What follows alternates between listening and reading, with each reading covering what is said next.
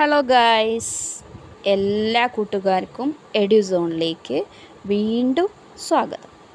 ഇന്ന് നമ്മൾ digestion start ചെയ്യാൻ പോവുകയാണ്. ഇഞ്ചക്ഷൻ കഴിഞ്ഞ ക്ലാസ്സിൽ എന്ത് ചെയ്തിട്ടുണ്ട്, കംപ്ലീറ്റ് ആക്കിയിട്ടുണ്ട്. ഇനി നമ്മൾ ക്രിസ്മസ് എക്സാം വരാൻ പോവുകയാണല്ലോ. നമുക്കിത് നന്നായിട്ട് ഇതൊക്കെ ഇഷ്ടം പോലെ ക്വസ്റ്റ്യൻ ചോദിക്കും. അപ്പോൾ നമ്മൾ വിശദമായിട്ട് ക്ലാസ് എടുക്കുന്നുണ്ട്. നമ്മളിപ്പോൾ ഏത് ക്ലാസ്സാണ് എടുക്കാൻ പോകുന്നത്? ഡൈജഷൻ.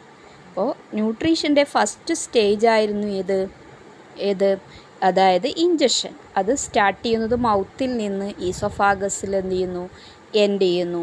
ഇനി നമ്മൾ ഡൈജഷൻ എവിടെ വെച്ച് സ്റ്റാർട്ട് ചെയ്യുന്നു, എവിടെ വെച്ച് എൻഡ് ചെയ്യുന്നു നമുക്ക് നോക്കാം.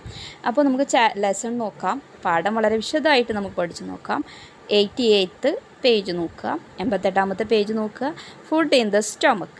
You know that digestion of food begins in the mouth and it reaches the stomach through the esophagus. ഡയജഷൻ്റെ ഒന്നാമത്തെ സ്റ്റേജ് ആയിരുന്നു അങ്ങനെ അല്ലേ.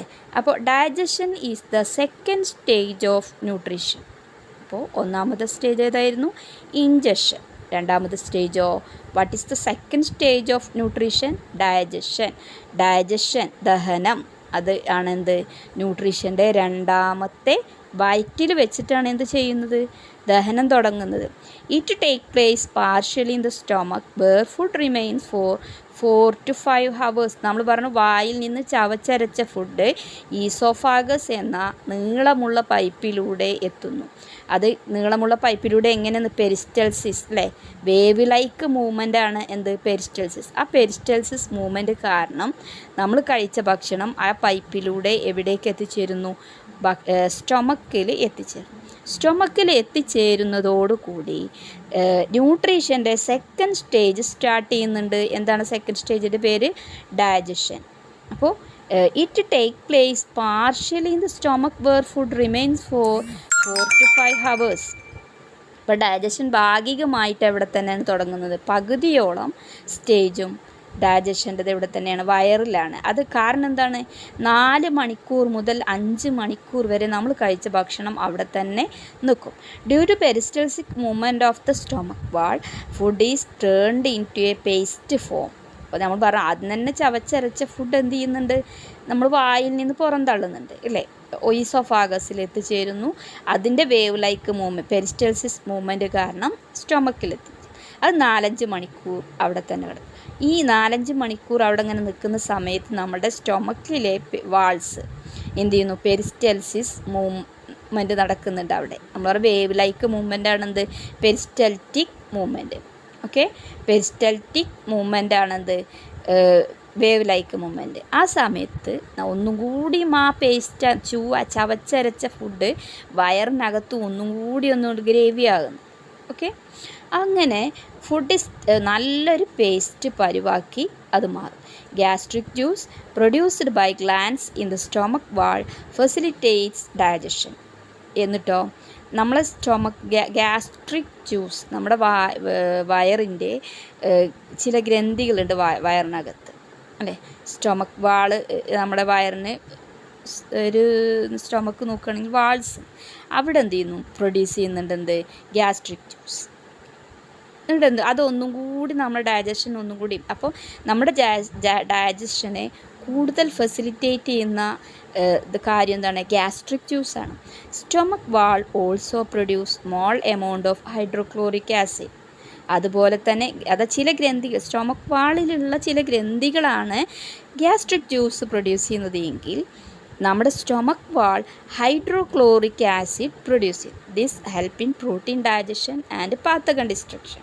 ഓക്കെ, അതായത് നമ്മൾ കഴിക്കുന്ന ഭക്ഷണത്തിൽ പ്രോട്ടീൻസ് ഉണ്ടാകും. അതൊക്കെ ദഹിപ്പിക്കുന്നത് ഈ ഹൈഡ്രോക്ലോറിക് ആസിഡ് വളരെ ഫാസ്റ്റായിട്ട് എന്ത് ചെയ്യുന്നു? നമ്മുടെ വയറിനകത്തുള്ള ഹൈഡ്രോക്ലോറിക് ആസിഡ് പ്രോട്ടീൻ ഡൈജഷൻ നടക്കുന്നു, പാത്തഗൺ ഡിസ്ട്രക്ഷനും നടക്കുന്നു.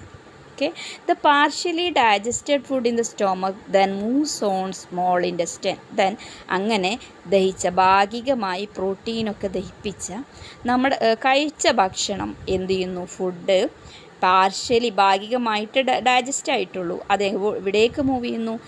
Then moves on small intestine. ചെറിയ കുടൽ, വയറിന് താഴെയായിട്ട് കാണുന്ന ചെറിയ കുടലിലേക്ക് ഇത് എത്തിച്ചേരും. Food in small intestine. അപ്പം വയറിനകത്തുള്ള സ്റ്റൊമക്കിനകത്തുള്ള ഫുഡ് 4-5 മണിക്കൂർ അവിടെ കിടന്നിട്ട് അവിടുത്തെ പെരിസ്റ്റൽസ്റ്റിക് മൂവ്മെൻറ്റ് കാരണം ഒന്നും കൂടി പേസ്റ്റ് ആവും. അതുമാത്രമല്ല സ്റ്റൊമക്ക് വാളിനകത്തുള്ള ഗ്ലാൻസ് ഗ്യാസ്ട്രിക് ജ്യൂസ് പ്രൊഡ്യൂസ് ചെയ്യുന്നുണ്ട്. അതുപോലെ തന്നെ ഹൈഡ്രോക്ലോറിക് ആസിഡ് പ്രൊഡ്യൂസ് ചെയ്യുന്നുണ്ട്. അതിൻ്റെ ഭാഗമായിട്ട് പ്രോട്ടീൻ ഡൈജഷനൊക്കെ നടക്കുന്നുണ്ട്. എന്നിട്ട് അങ്ങനെ partially digested food, what happened to partially digested food? The partially digested food in the stomach then moves on to small intestine. Then നോക്കൂ, സ്മോൾ ഇൻറ്റസ്റ്റൈൻ്റെ നെക്സ്റ്റ് പേജിൽ നോക്കിയാൽ മതി. അതിൻ്റെ ചിത്രം കാണും, നമ്മളെ ചെറുകുടൽ. Human small intestine is 5 to 6 metre long. അതിൻ്റെ നീളം നമ്മൾ പഠിക്കണം. എത്ര മീറ്റർ നീളമുണ്ട്? 5 മീറ്റർ മുതൽ 6 മീറ്റർ വരെ നീളമുള്ളതാണ് നമ്മുടെ ചെറുകുടൽ. It is here that the second stage of nutrition is completed. അപ്പോൾ ഇത് നമുക്കെന്ത് മനസ്സിലാക്കാം? രണ്ടാമത്തെ സ്റ്റേജും അവിടെ ചെറുകുടൽ എത്തുന്നതോടുകൂടി ഡൈജഷനും കഴിഞ്ഞു. രണ്ടാമത്തെ ന്യൂട്രീഷൻ്റെ സെക്കൻഡ് സ്റ്റേജാണ് ഇത്, ഡൈജഷൻ.